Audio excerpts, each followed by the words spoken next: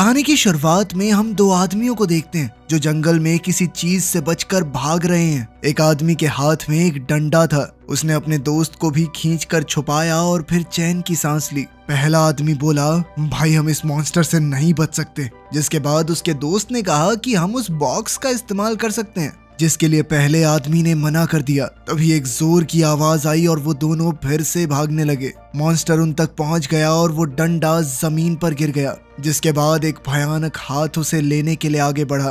फिर हमें जोई नाम की एक लड़की को दिखाया जाता है जो हाल ही में अपनी माँ की मौत के बाद अपने पिता के साथ ऑस्ट्रेलिया आ गई थी। उसकी माँ तो उससे छिन ही गई थी, साथ ही वो अब अपने दोस्तों से भी दूर हो गई। वीडियो कॉल पे उन्हें मस्ती करते देखकर वो काफी दुखी हुई। अगले दिन जोई के कॉलेज वाले उनकी पूरी क्लास को एक खास म्यूजियम दिखाने ले गए। उनकी टीचर ने बताया कि इस म्यूजियम के अंदर एलिमेंटलिस्ट नाम के लोगों की चीजें भरी पड़ी हैं, जिनके पास जादुई शक्तियां थी, जो बताते हैं उन्हें करिश्माई पेड़ से मिली थी। पर फिर एक दिन एक शैतान जादूगरनी ने उन सब पर हमला कर दिया। हाँ मैम सही कह रही हैं, मैं भी था वहाँ पे। हैवियर नाम के एक लड़के ने मजाक किया, जिसके बाद सब हंसने लगे। खैर म्यूजियम जाते हुए बस में जोई ओवन नाम के एक लड़के के पास बैठ गई, जो पढ़ाई में बहुत अच्छा था, पर उसकी चबड़ चबड़ रुकती नहीं थी, बोलता रहता था हमेशा। तभी एक जामुनी रंग के बालों वाली लड़की ने पीछे मुड़कर उसे कहा, साले चुप हो जा वरना दांत तोड़ दूंगी तेरे। ओवन एक बार के लिए तो चुप हुआ, लेकिन ज्यादा देर नहीं रह पाया। यह देखकर जोई की हंसी छूट गई। कुछ देर बाद वो लोग एग्जीबिशन में पहुंच गए। वहां हम डॉक्टर रोशन को देखते हैं जो म्यूजियम की मैनेजर है। वो स्टूडेंट्स को इस म्यूजियम के बारे में बता ही रही थी कि तभी जोई उसकी बातों पर ध्यान न देते हुए उसी डंडे के पास पहुंच गई जो हमने कहानी की शुरुआत में देखा था। वो डंडा इसी म्यूजियम में मौजूद है। ओवन भी उसके पास आया और वो बड़े करीब से उस डंडे को देखने लगे। तभी उस डंडे के ऊपर कुछ निशान चमकने लगे और अचानक से वो बिना शीशा तोड़े बाहर आ गया। जब जोई ने वो डंडा उठाया तो वो जो निशान थे वो चमकने लगे और उसके दोस्तों पर भी वैसे ही निशान चमक रहे थे। तभी डॉक्टर रोशन वहां आई और जोई को वो डंडा पकड़े हुए देखा। वो सब एक दूसरे पर इल्जाम लगाने लगे, इसने उठाया था ये डंडा, इसने उठाया था। लेकिन डॉक्टर रोशन ने उन्हें डांटा नहीं। उसने कहा कि जल्दी मेरे साथ चलो। सब डॉक्टर रोशन के पीछे उनके ऑफिस में गए, जो अजीबोगरीब चीजों से भरा हुआ था। जोई ने पूछा कि ये सब हो क्या रहा है। डॉक्टर रोशन ने कोई जवाब नहीं दिया, बस वो ये सोच रही थी कि बिना शीशे के टूटे वो डंडा बाहर निकला कैसे। जिसके बाद जोई ने कहा कि सब कुछ अचानक हो गया, जैसे कोई जादू। इस पर डॉक्टर रोशन ने बताया कि ये डंडा ट्री ऑफ नॉलेज से बना है, वही करिश्माई पेड़ जिसने एलिमेंटलिस्ट्स को उनकी ताकत दी थी। इसका इस्तेमाल एक जादुई छड़ी की तरह भी किया जा सकता है। ओवन ने फिर डंडे के बारे में और सवाल किए। डॉक्टर रोशन ने बताया कि ये डंडा आज से लगभग 100 साल पहले मिला था, लेकिन जिन साइंटिस्ट ने इसे ढूंढा वो गायब हो गए, कभी लौट कर नहीं आए। उनका जवाब जोई को बड़ा अजीब सा लगा, लेकिन डॉक्टर रोशन ने सिर्फ इतना कहा कि ये डंडा कभी ऐसे नहीं चमकता, जबकि ये पिछले 100 साल से म्यूजियम के पास है। ये सुनकर केटलिन नाम की लड़की ने डॉक्टर रोशन से पूछा, तो इसके चमकने का मतलब क्या है? और वैसे ही निशान हमारे चेहरे पर भी थे जब जोई ने उस डंडे को छुआ। डॉक्टर रोशन ने इस सवाल का भी जवाब नहीं दिया। उसने सीधे सीधे उन्हें काला क्यूब दिखाया। उसने बताया कि ये भी उसी डंडे के पास मिला था। अगर तुम लोगों के छूने से डंडे को कुछ हुआ तो हो सकता है इसे भी हो। वो सभी लोग उनके कहने पर एक एक करके क्यूब को छूने लगे। जैसे ही उन्होंने उस क्यूब को छुआ वो अचानक ही सुन्न पड़ गए। सिर्फ जोई थी जिसका मन उसे छूने के लिए मान नहीं रहा था। उसे कुछ अजीब सी फीलिंग आ रही थी, लेकिन तभी उसे क्यूब के अंदर से अपनी माँ की आवाज सुनाई दी, जो उसे अपने पास बुला रही थी। जोई ने जैसे ही उस क्यूब को छुआ वो लोग तुरंत एक रेगिस्तान में टेलीपोर्ट हो गए। होश में आने पर जब सबने देखा कि वो कहाँ हैं, तो वो जामुनी रंग के बालों वाली लड़की केली घबरा गई। उधर केटलिन भी डॉक्टर रोशन पर चिल्लाने लगी, ये सब तुम्हारी वजह से हुआ है, क्या किया तुमने हमारे साथ? जोई ने सबको शांत करने की कोशिश की। तभी उनकी लड़ाई ओवन ने रोकी और कहा कि मुझे जंगल से कुछ संगीत सा सुनाई दे रहा है। जिस पर डॉक्टर रोशन ने कहा कि हमें वहां चलकर देखना चाहिए, क्योंकि रेगिस्तान में जिंदा रहना वैसे भी बहुत मुश्किल है। वो सब चलने लगे एकदम चुपचाप। डॉक्टर रोशन सबसे पीछे चल रही थी। तभी बच्चों ने एक बूढ़े आदमी को देखा जो पूरी तरह से गीली फंगस से ढका हुआ था।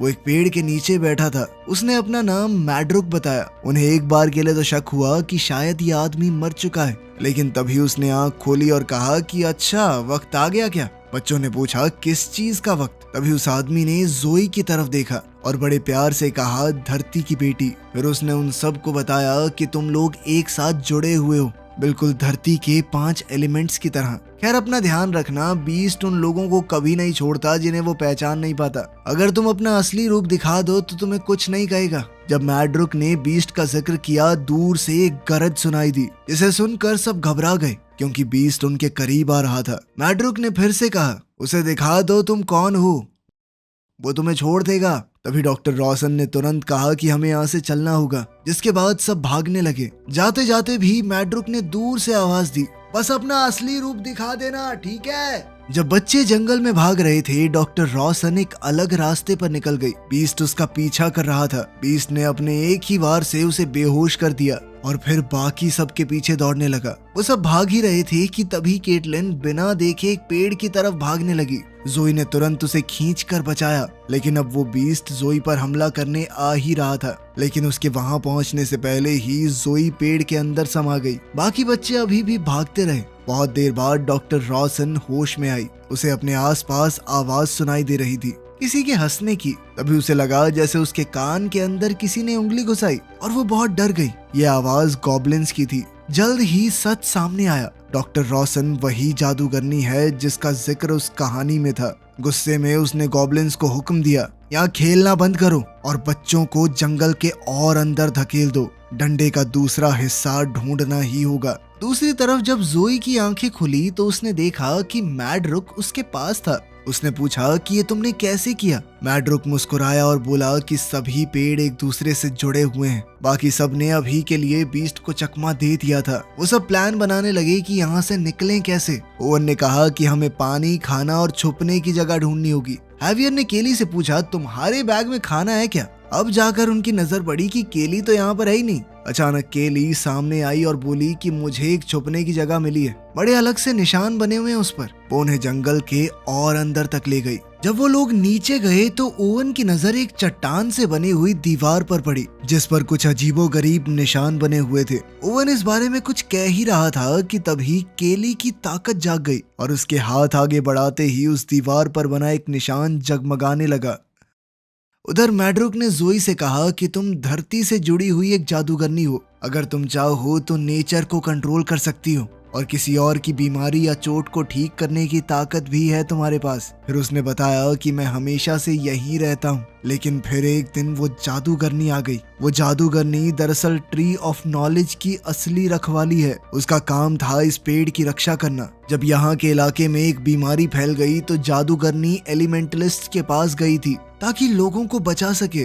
जब उसे पता चला कि उस पेड़ के अंदर सबको बचाने की ताकत है तो वो उस पेड़ की ताकत को अपने अंदर खींचने लगी। शुरुआत में तो सब सही था, लेकिन फिर उसके मन में लालच आ गया कि वो उस पेड़ की शक्ति को हासिल करके दुनिया पर राज कर सकती है। उस वक्त हम एलिमेंटलिस्ट को समझ में आया कि हमने बहुत बड़ी गलती कर दी है। मैंने और मेरे कुछ ताकतवर दोस्तों ने मिलकर उस जादूगरनी को हमेशा के लिए पेड़ से दूर कर दिया और तभी से वो जादूगरनी वापस आने की कोशिश कर रही है। मैड्रुक ने उसे बताया कि वो डंडा एक जादुई छड़ी है, उसके बाकी हिस्सों को ढूंढकर वापस लाना होगा ताकि हम हमेशा के लिए उस जादूगरनी को रोक सकें। उसने जोई को एक खास जगह बताई कि वहां पर तुम्हें एक पेड़ को ढूंढना होगा। जब जोई ने पूछा कि मुझे पता कैसे चलेगा मैं पहुंच गई, तो मैड्रुक ने कहा कि जहां सबसे ज्यादा अंधेरा होगा वहीं से तुम्हें रास्ता मिलेगा। जोई को कुछ समझ नहीं आया और उसने सोचा कि अभी अपने दोस्तों को ढूंढने चलती हूँ। मैड्रुक ने पीछे से कहा कि जो चाहिए मिल जाएगा, चिंता मत करना। जाने से पहले मैड्रुक ने कहा कि जादूगरनी की महक है तुम्हारे ऊपर, उसे धो लो वरना वो बीस्ट तुम्हें छोड़ेगा नहीं, पहचान नहीं पाएगा तुम्हें। जोई ने उसकी बात मानते हुए अपने ऊपर थोड़ा कीचड़ लगा लिया ताकि बीस्ट उसकी सुगंध का इस्तेमाल करके उसका पीछा ना करे। फिर वो अपने दोस्तों को ढूंढने निकल गई। दूसरी तरफ ग्रुप के लोग सोच रहे थे कि लिखी हुई इस पहेली का मतलब क्या है। केली ने कहा कि कुछ ज्यादा समझ तो नहीं आ रहा, बस पानी, हवा और एक पेड़ जैसा कुछ दिख रहा है। इससे ओवन को समझ आ गया कि ये बात तो धरती के 5 एलिमेंट्स की हो रही है और उसने कहा कि सभी एलिमेंट्स को एक साथ आना पड़ेगा तभी वो आगे जा सकते हैं। जोई अब जंगल में ही थी और अचानक उसने देखा कि बीस्ट बस थोड़ी दूर ही खड़ा है। इससे पहले बीस्ट उसे देख पाता, डॉक्टर रॉसन ने उसे नीचे खींच लिया। जोई तुरंत डॉक्टर रॉसन से गले लग गई और मैड्रुक से हुई बातें बताने लगी। पता है, मुझे एक बूढ़ा आदमी मिला, उसने मुझे बताया कि एक जादूगरनी बहुत गंदी ये शब्द उसके मुंह से सुनकर डॉक्टर रॉसन को गुस्सा आ गया। उसने खुद बताया कि मैं ही वो जादूगरनी हूँ, गंदी जादूगरनी। और उस हरे बुड्ढे ने जो कुछ कहा ना तुमसे झूठ है सब कुछ। मैं तो उस पेड़ की ताकत का इस्तेमाल करके लोगों का भला करना चाहती हूँ, सब कुछ अच्छा करना चाहती हूँ, इसीलिए तो तुम सबको यहाँ पर लाई हूँ। जोई को उसकी बातों पर शक तो हुआ, पर जादूगरनी ने उसे उसके दोस्तों तक पहुंचने का रास्ता बता दिया। जोई वहां से चल पड़ी और साथ ही जादूगरनी से कहा कि मेरे पीछे मत आना। इसी बीच दूसरे लोग यही समझने की कोशिश कर रहे थे कि आगे कैसे बढ़े। अचानक उन्हें फिर से रखवाले की दहाड़ सुनाई दी और जोई भागकर उनके पास आ गई। केली उसे जल्दी से पथरीली दीवार के पास ले गई। जोई ने समझाया कि हम सबको एक साथ यहाँ पर आना होगा, तभी आगे बढ़ सकते हैं। वो पत्थर की दीवार असल में एक गेट थी जो जादूगरनी को बाहर रखने के लिए बनाई थी। सबने जोई की बात मानी और अपना हाथ दीवार पर रखा। तभी वो अजीबोगरीब से निशान चमकने लगे और वो सभी लोग वुडलैंड में पहुंच गए। वहां जोई ने उसे बताया कि मैड्रुक ने दरअसल उसे डंडे का दूसरा हिस्सा ढूंढने को कहा है। जोई ने सबको बताया कि हम सब के अंदर से जादूगरनी की बू आ रही है, इसी वजह से वो खतरनाक सा जीव हमारे पीछे पड़ा है। उसने सबको कहा कि अपने ऊपर थोड़ी मिट्टी लगा लो। अब मिट्टी लगाते लगाते वो सब आपस में कीचड़ से खेलने लगे। लड़ाई तब रुक गई जब जोई को एक परी के रोने की आवाज सुनाई दी। वो उनसे थोड़ा दूर ही बैठी हुई थी। वो जख्मी थी तो जोई ने अपनी ताकत का इस्तेमाल करके उसे ठीक कर दिया, जिसके बाद वो परी तुरंत वहां से उड़ गई। जोई ने सबको बताया कि हमें डंडे का दूसरा हिस्सा और वो पेड़ ढूंढना ही पड़ेगा, क्योंकि वही तरीका है दुनिया को बचाने का। वो लोग एक लंबे रास्ते को पार करते हुए बहुत थक चुके थे। जल्द ही वो एक चौराहे पर पहुंचे जहां से कई रास्ते जाते थे, लेकिन फिर अचानक अजीब से काले कपड़े पहने एक आदमी वहां आ गया। उसने बताया कि वो इस चौराहे का कीपर है, उसकी मर्जी के बिना कोई यहाँ से नहीं जा सकता। वो उनके बारे में सब कुछ जानता था। उसने ओवन और हावियर को तो तुरंत ही हटा दिया, कहा कि इनकी शक्ल मुझे पसंद नहीं है। केली और केटलिन ने उसे रिश्वत देने की कोशिश की तो उसने उन दोनों को भी गायब कर दिया। फिर उसने जोई को देखा। जोई ने कहा कि मुझे आगे जाने दो, बदले में मैं तुम्हें अपनी माँ का दिया हुआ ये ब्रेसलेट दे रही हूँ, ये उनकी आखिरी निशानी है मेरे पास। कीपर को उसकी नीयत साफ लगी, उसने कोई चालाकी करने की कोशिश नहीं की कीपर के साथ, तो उसने जोई के लिए गेट खोल दिया। लेकिन उस बेवकूफ कीपर ने गलती से वो पोर्टल हैवियर के पास जाने के लिए खोल दिया था, ना कि उस करिश्माई पेड़ के लिए। गेट से अंदर जाके जोई बर्फ से भरे एक जंगल में पहुंच गई। वो इतनी ठंड में अकेली बहुत घबरा रही थी। उधर केटलिन और केली को अलग जंगल में भेज दिया गया, जहाँ उन्हें एक अजीब सा जीव मिला जिसका नाम है अनवीवर। उसने कहा कि मैं तुम्हें दिखा सकता हूँ तुम्हारे दोस्त कहाँ हैं। दूसरी ओर जोई के पास जादूगरनी आ गई। उसने कहा बहुत अच्छे, तुम सही रास्ते पर हो। जोई ने पूछा कि तुम गेट के अंदर कैसे आई, जिस पर जादूगरनी ने कहा कि मैं तुम्हारी सोच में हूँ, असल में यहाँ पर नहीं। फिर उसने जोई से मदद मांगी। थोड़ी देर बाद हावियर भी वहाँ पहुँच गया, जिसके बाद जादूगरनी अचानक गायब हो गई। जोई परेशान हो गई थी तो हावियर ने उसे संभाला। वो उसे वीवर नाम के एक जीव के पास लेकर गया, जो इस जादुई दुनिया को लगातार बढ़ाने का काम कर रही थी। वो अपनी ताकत से एक के बाद एक पेड़ उगा रही थी। जल्द ही केटलिन और केली उस औरत के पति अनवीवर के साथ वहाँ पहुँच गए, जिसके बाद वो दोनों सभी बच्चों को खाना खिलाने अपने घर ले गए। वहाँ जोई ने कहा कि हमारा एक दोस्त अभी भी जंगल में कहीं खोया हुआ है, तो मिसेस वीवर ने अपने जादू से उन्हें ओवन दिखाया, जो एक दीवार पर बनी पहेली को देख रहा था।